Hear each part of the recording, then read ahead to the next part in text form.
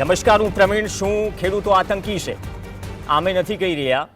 જે પીડા ભોગવી રહ્યા છે એ કહી રહ્યા છે. અને બાકી તો જીત પછીનું સુરાતન એવું ચડે કે જોટો લઈને જોટો લહેરાવતા વિજય સરઘસમાં નીકળી જાય. આ એ જ નેતાઓ છે. ખેડૂતો કહી રહ્યા છે એટલું બધું સુરા બનવાની ઈચ્છા હોય તો કોંઢ બાજુ આવી જાઓ.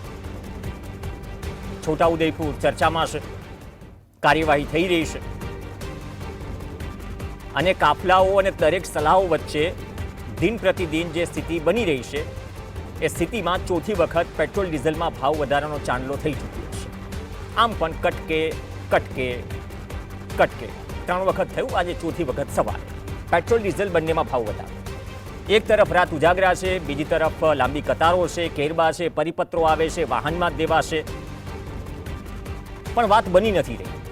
બધું ઠીકઠાક છે, ચિંતા કરવાની કોઈ જરૂર નથી. નાણામંત્રી પણ આવે છે, આજે એક કાર્યક્રમમાં કહે છે કે જે લોકો નેગેટિવિટી ફેલાવે છે એને જડબાતોડ જવાબ આપે છે. કહે છે કે પેટ્રોલ, ડીઝલ, ફ્યુલ, ફર્ટિલાઇઝર અને ફોરેક્સ પર ધ્યાન આપવું જરૂરી છે. એ તો દરેક સરકારોએ ધ્યાન આપવાની જરૂર હોય છે. બાકી રૂપિયો આટલો તૂટતો ન હોય, ફર્ટિલાઇઝરમાં લાઈનો ન હોય, એ નોબત તો આવવાની બાકી છે. આ મંચ પરથી જુઓ ને તો વગર એ સવાલ કરાય છે જે સવાલ કે જે મુદ્દો જનતાને અસર કરે છે. આજની 2 તસવીરથી શરૂઆત કરીએ. ડિબેટ આગળ કરીશું, પણ આ 2 તસવીર જોઈને તમે એમ કહેશો કે બધું જ ઠીકઠાક છે, ચિંતા ન કરો, પેટ્રોલ ડીઝલ મળી રહેવું છે અને બીજી તરફ ખેતરમાં પણ બધું ઠીકઠાક છે. હાઈટેન્શન લાઇનનો જે પ્રશ્ન છે, હાઈટેન્શન લાઇનના પ્રશ્નમાં એક તરફ પેટ્રોલ ડીઝલની લાઇન માટે કતાર છે, ટ્રેક્ટર અને કેરબા, અમરેલીથી લઈને ઘણી બધી જગ્યાએ આ પ્રકારની પરિસ્થિતિ છે. બીજી તરફ જે સંખ્યામાં પોલીસના ધારા ઉતારાય છે, જે રીતે અટકાયત થાય છે, જાણે કે વાઘા બોર્ડર પરની પરિસ્થિતિ હોય એ પ્રકારની સ્થિતિ. જે લીલું વાવ્યું છે તેમાં પણથી દોડાવીને અટકાયત થઈ છે. આ દ્રશ્યો કેમેરામાં કેદ થઈ ગયા. 4-5 દિવસ પહેલાની ઘટના હશે. ડીવાયએસપી જે સમજાવતા હતા એ જ જગ્યા છે. જેટલા વાહનો આવ્યા છે આ અટકાયત કરવા માટે, સો કોલ્ડ કાયદો વ્યવસ્થા જાળવવા માટે, એ વાહનો શું પેટ્રોલ વગર, ડીઝલ વગર, પાણીથી ચાલે છે? આ જ વિડીયોમાં ખેડૂત કહી રહ્યા છે કે શું આ દેશમાં કાયદો અને વ્યવસ્થા માત્ર કંપનીની ફેવર માટે હોય છે? શું આ દેશનો ખેડૂત આતંકી છે? આ સવાલ પણ આમ પૂછવાની જરૂર નથી, કેમ કે કિસાન આંદોલન સમયે તો સો કોલ્ડ મંત્રીઓને નેતાઓએ સર્ટિફિકેટ આપી દીધું હતું આતંકી, ખાલિસ્તાની, આ બધું જ. પણ આ બધું જ થઈ રહ્યું છે એ સુરેન્દ્રનગર હોય કે કચ્છ હોય. ત્યાંના એક પણ ધારાસભ્ય, ત્યાંના એક પણ સાંસદ, આ બંને જિલ્લા કે જે જિલ્લામાં થઈ રહ્યું છે, ખોખારો ખાઈને બોલવા તૈયાર નથી. તકલીફ ક્યાં છે? શું ભાગબટાઈ ચાલી રહી છે? તકલીફ ક્યાં છે? કે કોન્ટ્રાક્ટની મજબૂરી નડી રહી છે? આ સવાલ જાહેરમાં પૂછાઈ રહ્યા છે, જવાબ નથી. ચૂંટણીઓ આવી ગઈ, ચૂંટણીઓ પછી જે પરિસ્થિતિઓ છે એ તમારી સામે છે, છતાંય તમે કહેશો ઓલ ઇઝ વેલ, કોઈ ચિંતા નથી, બધું જ ઠીકઠાક ચાલી રહ્યું છે. હવે આમાં પરિસ્થિતિ એ થાય કે ખેતર બચાવો કે ડીઝલનો જુગાડ કરો. અને ઉપરથી જે નાણામંત્રી કહી રહ્યા છે કે સરકારને ફ્યુલ ડ્યુટી ઘટાડતા 1 લાખ કરોડનો બોજ આવ્યો. સરકાર શું મશ્કરી કરી રહી છે? 16 વખત એક્સાઇઝ ડ્યુટી વધારી હતી, 40 લાખ કરોડની આસપાસ આ જનતા પાસેથી ટેક્સ તરીકે તમે વસૂલ્યા. તો તમે શું ઉપકાર કરો છો કે તમે એક્સાઇઝ ડ્યુટી વધારી? અને એમાં પણ એક્સાઇઝ ડ્યુટી ઘટાડી છતાં પણ ડીઝલ અને પેટ્રોલ સોને પાર હોય, સો નોટ આઉટ હોય. અને હવે આવી સલાહો અપાઈ રહી છે, પણ નીચે કંઈ થઈ નથી રહ્યું. હાઈટેન્શન લાઇનનો જ્યારે પ્રશ્ન હોય તેના વચ્ચે જે એક પછી એક દ્રશ્યો આવી રહ્યા છે, સામે પ્રશ્નો પણ ઘણા બધા ગંભીર છે. હથોડા લઈને આ ફાર્મનું એટલે કે ખેતરનું તાળું તોડવાનો પ્રયાસ થઈ રહ્યો છે. તો અફરાતફરી કોણ ફેલાવી રહ્યું છે? 200 જેટલા ખેડૂતોનો દાવો છે કે એમની અટકાયત થઈ. નિયમ મુજબ કામ ન થાય તો અટકાયત કરી લેવાની. ગામે ગામનો શું આ પ્રશ્ન છે? ભવિષ્યમાં કેટલી પાવર ગ્રીડ કે વીજ લાઈન આવવાની છે, હાઈટેન્શન લાઈન, એનો મેપ જોશો થોડો અવકાશથી એ પણ આવશે તો અંદાજો આવી જશે કે આમાં તો કોઈ ગામ બાકાત નહીં રહે. હવે આ જે મોનોપોલ ઊભો કર્યો છે શહેરના દ્રશ્યો છે, આ તમે જોયો હશે આવતા જતા એસજી હાઈવે પર બધી જ જગ્યાએ. ત્યાં જગ્યા ઓછી જોઈએ, જગ્યા બહુ કિંમતી છે. તો શું ખેડૂતોના ખેતર માટીના ઢેફા છે? ત્યાં આવી વ્યવસ્થા ન થઈ શકે. એસજી હાઈવે પરથી પસાર થશો અથવા કોઈ પ્રાઇમ પ્રોપર્ટીની આસપાસ તમે આ પોલ જોશો, એસજી હાઈવે પર દેખાઈ જશે અમદાવાદ. અને બીજી તરફ 765 kV ની વીજ લાઈનોની જે પરિસ્થિતિ છે, તમે અવાજ ઉઠાવો તો ટીંગાટોળી થઈ જાય. ઉપરથી રાપરમાં એક 85% દિવ્યાંગ વ્યક્તિ કગરે છે. એ દ્રશ્યો તો મીડિયા માધ્યમોમાં ચાલતા નથી. એ કહી રહ્યો છે કે 4 મહિનાથી હું લડી રહ્યો છું, મારા ખર્ચે હું તમને ચા પાણી કરાવી રહ્યો છું. જ્યારે બધી જ હદ આવી જાય ત્યારે આ કોટ અનકોટ ખેડૂતને શું આતંકવાદી સમજો છો? આ સવાલ સીધો આજે કરાયો. 200-300 જેટલો પોલીસનો કાફલો, આટલી બધી વેન હેલ્મેટ સાથે સજ્જ. જય જવાન જય કિસાન. સવાલના જવાબમાં તો ભારત માતા કી જય વંદે માતરમ હોય છે. તો આ પરિસ્થિતિ સુધરશે ક્યારે? સવાલ એ છે. અને પરિસ્થિતિ સુધારવાની સ્થિતિમાં કે ઈચ્છા શક્તિ છે સરકારોમાં? ચર્ચા કરવા માટે 3 ખાસ મહેમાન આપણી સાથે જોડાશે. સાગરભાઈ રબારી આપણી સાથે સ્ટુડિયોમાંથી જોડાશે, ખેડૂત આગેવાન છે. શક્તિરાજસિંહ આપણી સાથે જોડાશે અને દિલીપ પટેલ આપણી સાથે જોડાશે. દિલીપ પટેલ વરિષ્ઠ પત્રકાર છે, શક્તિરાજસિંહ ટૂંક સમયમાં જોડાશે, જે કોંઢના પીડિત ખેડૂત છે. બંનેનું સ્વાગત છે, ત્રણેય જોડાઈ ગયા છે. શક્તિરાજસિંહ, આ ફરીથી 4 દિવસમાં આ થયું એટલે કેટલા લોકોની અટકાયત થઈ અને કેમ હથોડા લઈને આટલો કાફલો લઈને પહોંચવું પડ્યું? શું નિયમ મુજબ નથી થઈ રહ્યું? ત્યાં તો એ જ વાત થઈ રહી છે, હુકમ છે, ઓર્ડર છે. એક તરફ આપણે ટ્રેક્ટરની લાઈન ડીઝલ માટે જોઈએ છે, બીજી તરફ આ ડબ્બા ભરવાની સિસ્ટમ શરૂ થઈ છે. આ છે શું?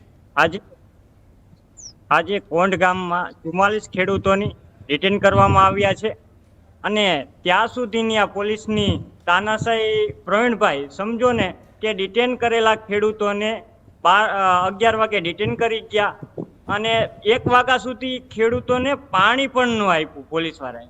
અમારે અહીંથી ગામમાંથી આગેવાનોને જવું પડ્યું પોલીસ સ્ટેશને અને ત્યાર પછી એમને પાણીનું પણ પૂછવાનું આવ્યું અને પાણી અમે લઈ ગયા ત્યારે ઘણી બધી રકઝક કરીને પોલીસ સ્ટેશને કીધું અમારા આગેવાન જે છે ડિટેન કર્યા છે, ખેડૂતો છે, એમને પાણી પણ તમે હજી નથી પહોંચાડી શક્યા. તો તમે શું આ લોકશાહી, આ દેશની અંદર લોકશાહી છે, લોકશાહી છે કીધું, આ રાજાશાહી કે કોઈ અંગ્રેજીનું શાસન નથી.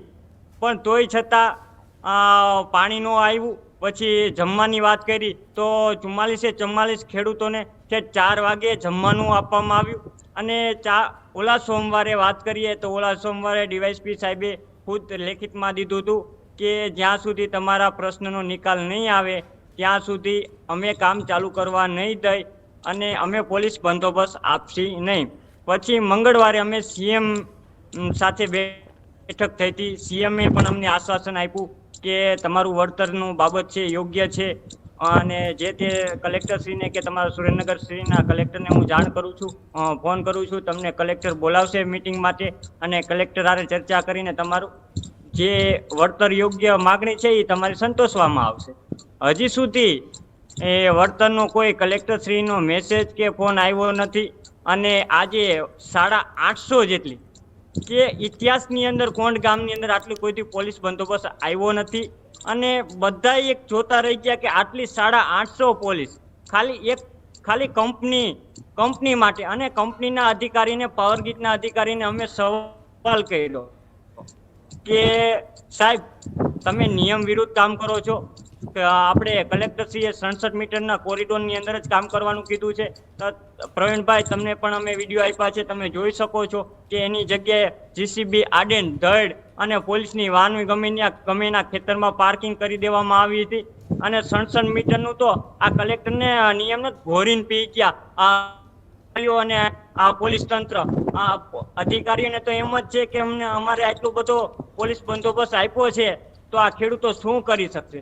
અને પ્રવીણભાઈ બીજી વાત કરીએ તો કે એક મિનિટ શક્તિરાજસિંહ, તમારા જિલ્લાના એક પણ સાંસદ, સ્થાનિક ધારાસભ્યનું કંઈ ચાલતું નથી શું? તમે એમ કહો છો આશ્વાસન સીએમએ આપ્યું, કલેક્ટર સાથે તમારી ચર્ચા થશે, જે પણ તકલીફ છે, સમજૂતી છે, વળતરમાં એ થશે. એ પહેલાં તમે કહી રહ્યા છો કે 850 પોલીસ ખડકાઈ ગઈ, કલેક્ટર તરફથી કોઈ મેસેજ ન આવ્યો, કોઈ બેઠક નથી, ના કામ શરૂ થઈ ગયું. તો તમારા જિલ્લાની નેતાગીરી શું કરે છે? નેતા અમારા સુરેન્દ્રનગર જિલ્લાના તમામ નેતા, ધારાસભ્ય કોતોય ભલે, સાંસદ કોતોય ભલે, અત્યારે જિલ્લા પંચાયતના કે તાલુકા પંચાયતના ચૂંટાયેલા સભ્ય કોતોય, એમનું કોઈ સરકાર સાંભળતું જ નથી. ખુદ અમારા ધારાસભ્ય એમ કે છે કે સરકાર અમારું સાંભળતી જ નથી. અને અમે આજે ત્યાં ધારાસભ્યને ફોન કર્યો, કીધું આવી રીતના છે, તમારા મત લેવાતા કે સૌથી મોટામાં મોટું વોટિંગ અમારા ગામનું છે અને ભાજપને આખું ગામ ભાજપને મત દેતું હતું. અને એમ કીધું કે હવે અમારા હાથમાં કઈ છે નહીં, પીઓમાંથી આ ઓર્ડર છે, તમારે કામ સ્વેચ્છાએ કરવા જ દેવું પડે. આ ધારાસભ્યના શબ્દો હતા. ઓકે, ચૂંટણી ગઈ અને આ માહોલ જોઈ લો. સાગરભાઈ રબારી આપણી સાથે છે.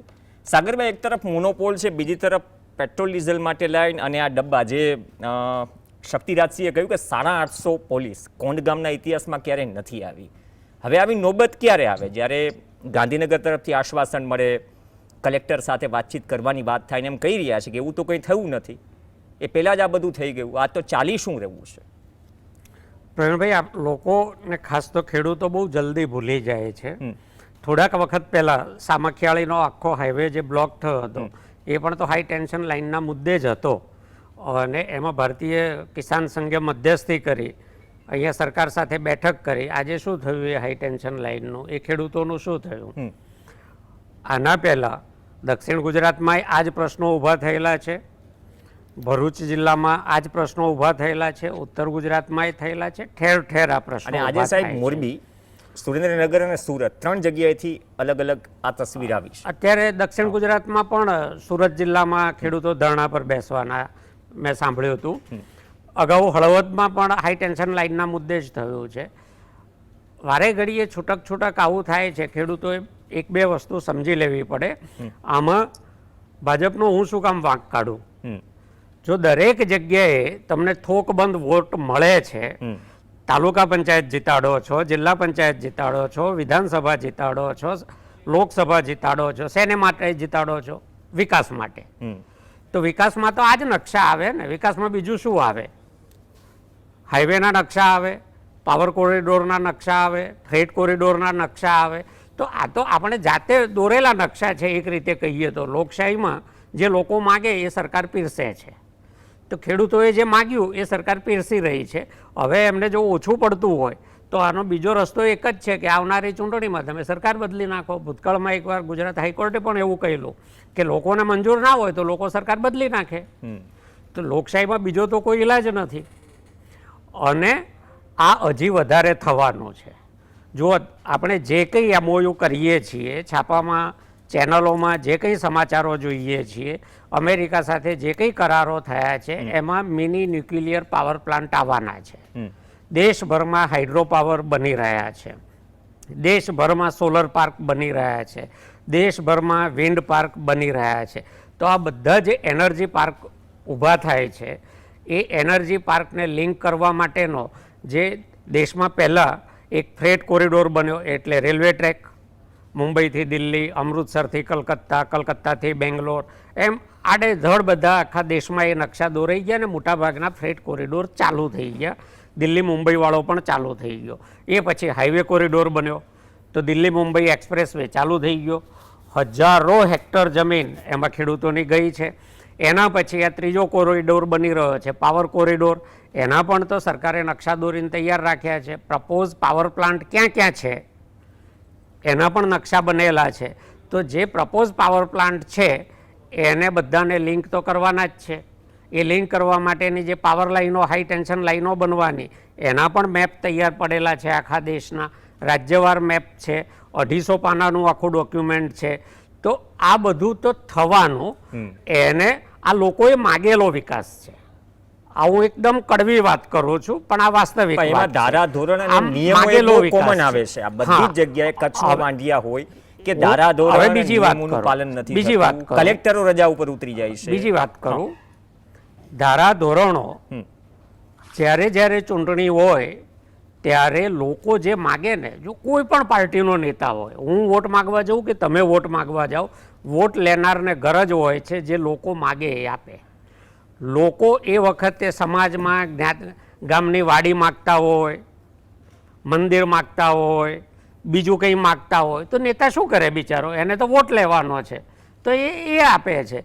લોકોએ એ વખતે એવું પૂછ્યું હતું કે અમારા ગામમાં તમે પાવર લાઈન આવશે તો અમારી સાથે ઊભા રહેશો કે નહીં, અમારા ગામની જમીન સંપાદનમાં જશે તો તમે સાથે ઊભા રહેશો કે નહીં? અને આપણે માનીએ છીએ એના કરતાં લોકો બહુ સ્માર્ટ છે. ગુજરાતના મતદારો બહુ સ્માર્ટ છે. એમને ખબર છે કે પોલીસ સ્ટેશનનું કામ હોય તો સત્તા પક્ષના નેતાને ફોન કરવાનો, તરત થઈ જશે.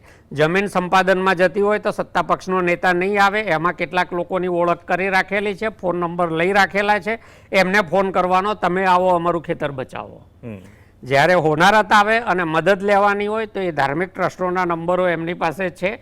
એટલે ક્યારે, ક્યાંનો, કોનો, ક્યાં, કેવી રીતે ઉપયોગ કરવો એ બાબતમાં લોકો બહુ સ્માર્ટ છે. લોકોએ જો માગ્યું હોત કે અમારે હાઈ ટેન્શન લાઈન આવે તો મોનોપોલ જોઈએ છે, તમે મોનોપોલ ફરજિયાત કરવાના છો તો વોટ આપીશું, તો આખા ગુજરાતમાં મોનોપોલ થઈ જાત. અહીંયા આપણા એસજી હાઈવે ઉપર મોનોપોલ મેં જોયા છે. મને યાદ છે ત્યાં સુધી અદાણીના શાંતિગ્રામમાં પણ મેં મોનોપોલ એક સાઈડમાં આખી જે હાઈ ટેન્શન લાઈન હતી એને મોનોપોલ ઉપર લઈ ગયા છે. એવી જ રીતે આરટીઓ સર્કલ પાસે પણ મોનોપોલ ઊભા કર્યા છે. જો મોનોપોલ બીજે થઈ શકતા હોય તો ખેતરોમાં મોનોપોલ કેમ ના થઈ શકે? મોનોપોલથી જગ્યા ઓછી રોકાય છે. બીજું, જો તમે આટલા મોટા ટાવરને બદલે મોનોપોલનો ઉપયોગ કરવા માંડશો તો એમાં બહુ ઓછી જગ્યા જોઈએ છે. તમે રેલવે લાઇનની પેરેલલ મોનોપોલ ઊભા કરી શકો, હાઈવે, નેશનલ હાઈવે, સ્ટેટ હાઈવેને પેરેલલ તમે મોનોપોલ ઊભા કરી શકો, જરૂર પડે ત્યાં કેબલનો ઉપયોગ થઈ શકે.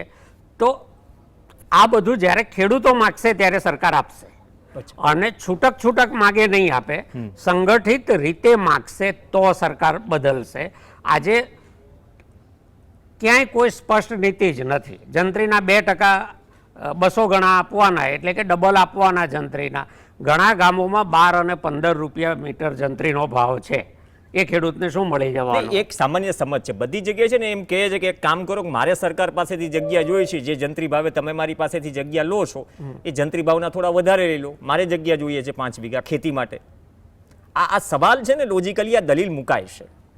હવે એ દલીલોમાં ધારાધોરણ બાયપાસ, કલેક્ટર ચર્ચા કરતા આવે, ડીવાયએસપી આવે, નેતાઓના કોન્ટ્રાક્ટ ચાલતા હોય, આવા સીધા એલિગેશન લાગે, કોઈ નેતા બોલતું નથી, અને બધા ખબર છે થઈ રહ્યું છે, તેરી બી ચૂપ મેરી બી ચૂપ. જો આમાં કલેક્ટરને મધ્યસ્થી કરવાના પાવર આપેલા છે કાયદામાં, રાઈટ.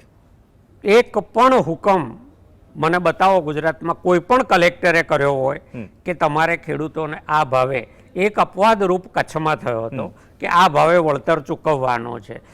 સ્ટાન્ડર્ડ વાક્ય છે નિયમ મુજબ વળતર ચૂકવવું. નિયમ એટલે શું? જંત્રીનો ભાવ. 200%નો જીઆર છે તો ડબલ કરીને આપી દો. એટલે કલેક્ટર સલામત રીતે એક વાક્ય લખીને નીકળી જાય છે કે નિયમ મુજબ વળતર ચૂકવવું, અને કામમાં અડચણ કરવી નહીં. કામમાં અડચણ કરો તો પોલીસ બંદોબસ્ત આપવો. આ સ્ટાન્ડર્ડ પ્રેક્ટિસ આખા ગુજરાતમાં થઈ ગઈ છે, અને ખેડૂતો ભૂલી જાય છે. દરેક સ્વતંત્ર લડે છે. આખી પોલિસી માટે કોઈને લડવાનો સમય નથી, એટલા માટે સરકાર ફાવે છે. અને છેલ્લું વાક્ય, આખા દેશમાં કદાચ ખાનગી કંપનીઓ માટે સૌથી વધારે પોલીસનો ઉપયોગ થતો હોય તો એ રાજ્ય ગુજરાત છે.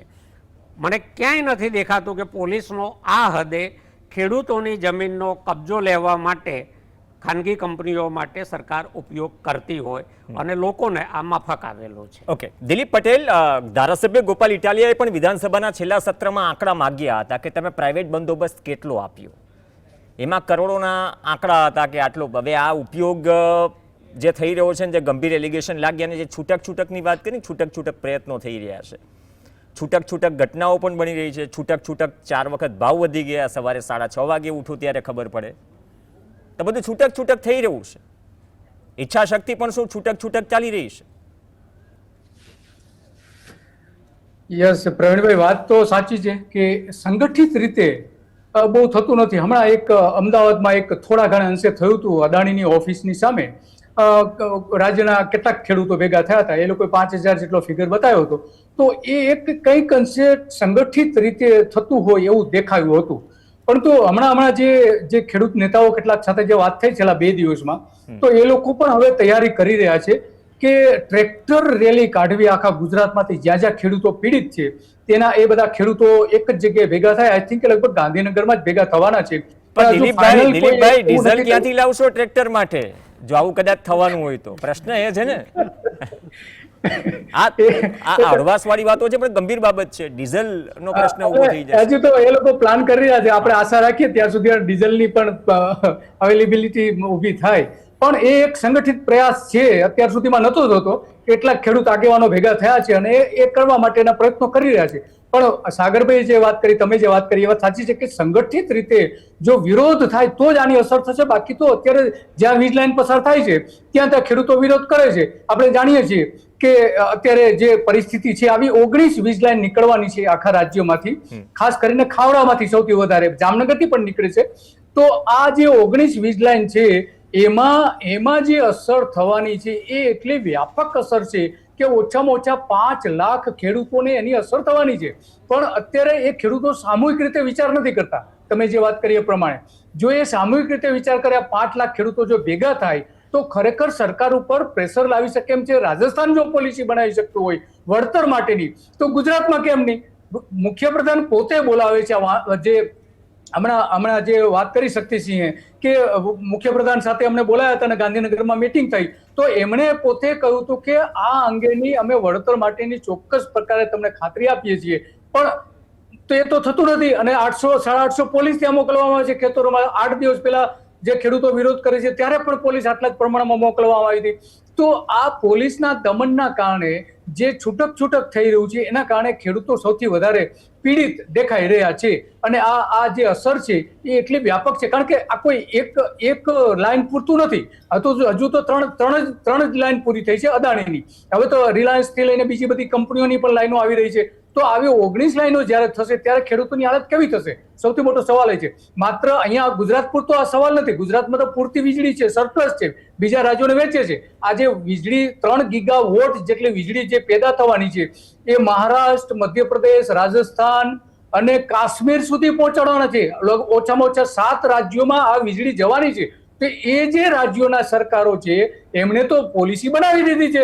આપણી ગુજરાત સરકાર બનાવતી નથી, કારણ કે ચોક્કસ કંપનીઓને ફાયદો કરાવવા માટે એ પોલિસી બનાવતી નથી. જો બનાવે તો વળતર નક્કી થઈ જાય કે ભાઈ વળતર કેટલું આપવું. અત્યારે કાયદાઓ છે, કાયદાઓનો અમલ કરતા નથી. અંગ્રેજો સમયનો જે કાયદો છે એ કાયદાનો અમલ અત્યારે કરીને ખેડૂતોને વળતર આપતા નથી. અગાઉ જે વળતર આપવા માટેની લેખિત ખાતરી આ કંપનીઓએ આપી છે એ પણ વળતર નથી અપાયું. શરૂઆતમાં જે 2 ખેડૂતોએ વિરોધ કર્યો હતો કચ્છમાં, એમાંથી બંને ખેડૂતોને આજે એનું વળતર નથી મળ્યું. એમાં એક ભરત પટેલ કરીને છે, બીજા નંબરનું જે ખેતર આવતું હતું પોલમાં, કચ્છમાં, રાપરમાં, તો ત્યાં એને પણ વળતર નથી મળ્યું. તો આવા તો અનેક ખેડૂતો છે કે એને વચન આપવામાં આવ્યું પણ વળતર આપતું નથી. તો આ જે સરકારની નીતિ છે પ્રવીણભાઈ, એ નીતિ માત્ર ને માત્ર કેટલાક ચોક્કસ ઉદ્યોગપતિઓનો વિકાસ થાય એટલા માટેની છે. આમાં ગુજરાતની જનતાના વીજળી પેદા થશે એનાથી કોઈ ફાયદો નથી થવાનો. નુકસાન ને નુકસાન જ છે અને ખેડૂતોને સૌથી વધુ નુકસાન છે. જે રીતે સાગરભાઈએ વાત કરી, જો અંડરગ્રાઉન્ડ કેબલ બનાવવામાં આવે તો ખરેખર એ સારામાં સારી સિસ્ટમ છે. પણ એ સરકાર નહીં કરે, કારણ કે કંપનીઓને મોંઘી પડે છે, 4 ગણા ભાવથી નાખવી પડે છે. તો એ નહીં કરે. ખેડૂતોને વળતર ઓછું આપવું પડશે અંડરગ્રાઉન્ડ કેબલ કરવામાં આવે તો. પણ એ કશા જ પ્રકારની સરકાર ચિંતા કરતી નથી. માત્ર ને માત્ર મોટા ઉદ્યોગપતિઓની ચિંતા કરે છે. ખેડૂતના મતો મેળવીને આ સરકાર રાજ કરે છે અને ખેડૂતો જઈને મત આપ્યા આવે છે સાગરભાઈએ કહ્યું એ પ્રમાણે, અને પછી એ જ સરકાર એની સામે જુલમ કરે છે. હમણાં ચૂંટણી પતી.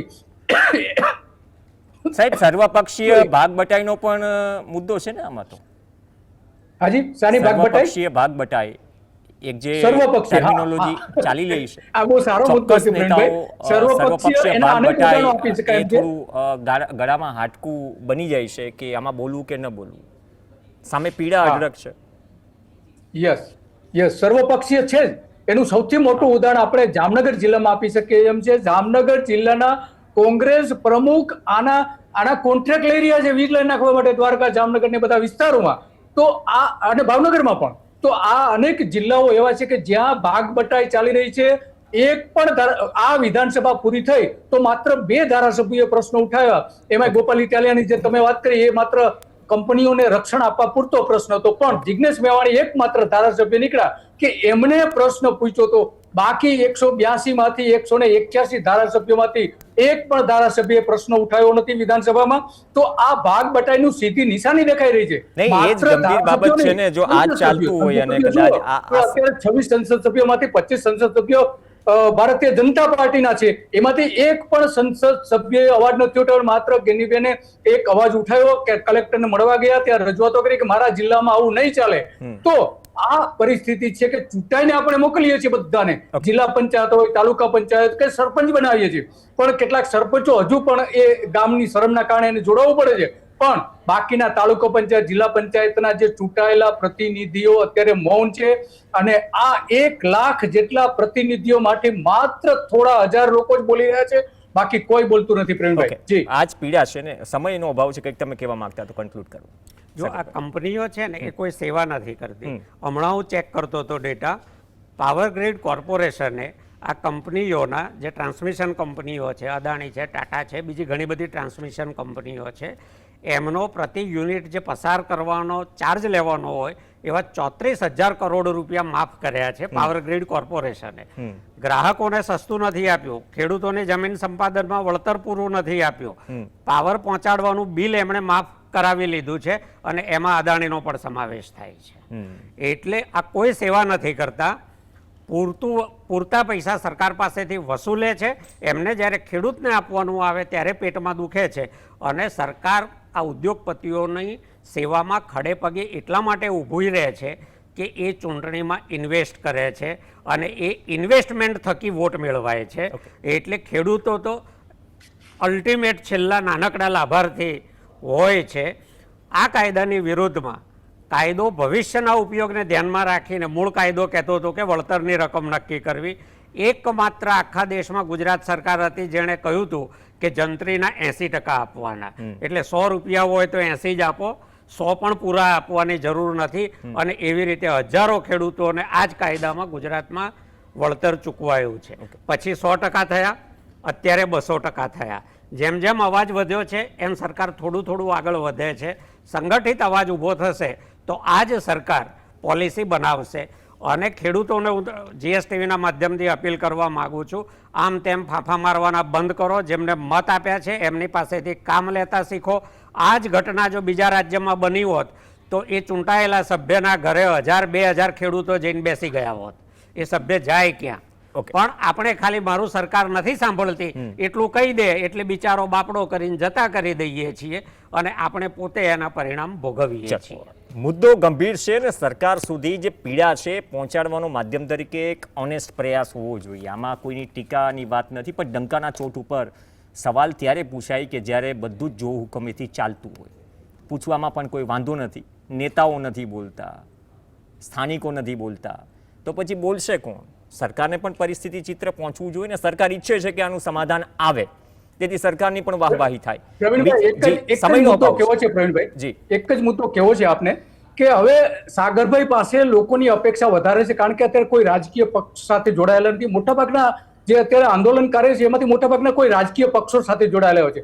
તો આખા ગુજરાતની અપેક્ષા છે કે સાગરભાઈ પહેલાના જે સાગરભાઈ હતા એ ફરીથી સાગરભાઈ બને. ચલો, મૂળ મુદ્દો એ છે કે સમાધાન અને જમીન પર થી જે મુદ્દાઓ આવે છે એ સરકાર સુધી પહોંચાડવાનું અમારું કામ હોય છે. અને બીજી વાત કે નિયમ મુજબ તો નોટિસ જ્યારે પડે છે બહાર તો ગામ હોય છે, ગામમાં કયા સર્વે કે કયા બ્લોક નંબરનો ઉલ્લેખ પણ નથી હોતો. પંજાબ હાઈકોર્ટે ઘણી બધી નોટિસો રદ કરી છે, ગેઝેટ રદ કર્યા છે. તો એમાં પણ નિયમનું પાલન થાય અને મિનિમમ નુકસાન, મેક્સિમમ વળતર, ઓછામાં ઓછું નુકસાન, વધુમાં વધુ વળતર, આ પણ નિયમો છે. તો નિયમોમાં અધિકારીઓ, નેતા અને સરકારો અથવા તો ભાગ ઘટાઈના જે આક્ષેપ લાગે છે એ બધા શું મમરા ભરી રહ્યા છે? જો આવી સ્થિતિ રહી તો ગામે ગામમાં પ્રશ્ન ઊભો થશે.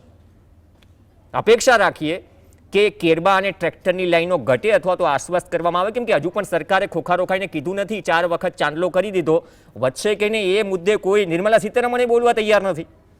જોઈએ આ ક્યાં જાય છે. ક્રાઇસિસ છે, અમુક વસ્તુ આપણા હાથમાં નથી, પણ એટલીસ્ટ જે હાથમાં છે એ તો કરો, મોનોપોલ અમદાવાદમાં લાગી શકે તો ખેતરમાં કેમ ન લાગી શકે? વાહવાહી થશે સરકારની.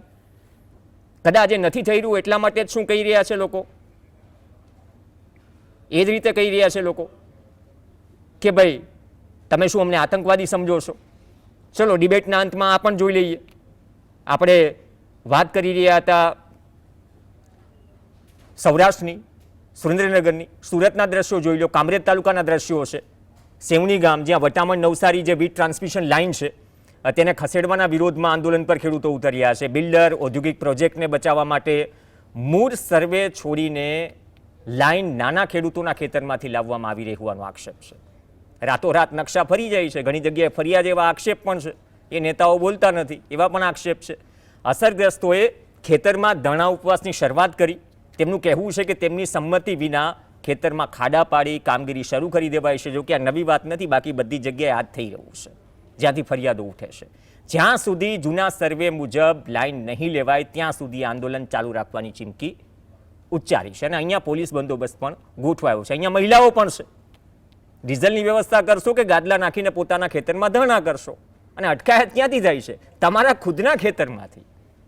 પાવર ગ્રીડમાં તમારી પાસે 7-12 માગવામાં આવે, તમારા જ ખેતરમાં આવીને કોઈ પોલીસ અધિકારી પૂછે. આ તો ટીઆરબી જેવું થયું. અચ્છા, તમે આ ખેતરના માલિક છો, 7-12 દેખાડો. પંપ પર ડીઝલ માટે તો મંગાઈ જ રહ્યા છે. જોઈએ તેના ખેડૂતો શું કહી રહ્યા છે.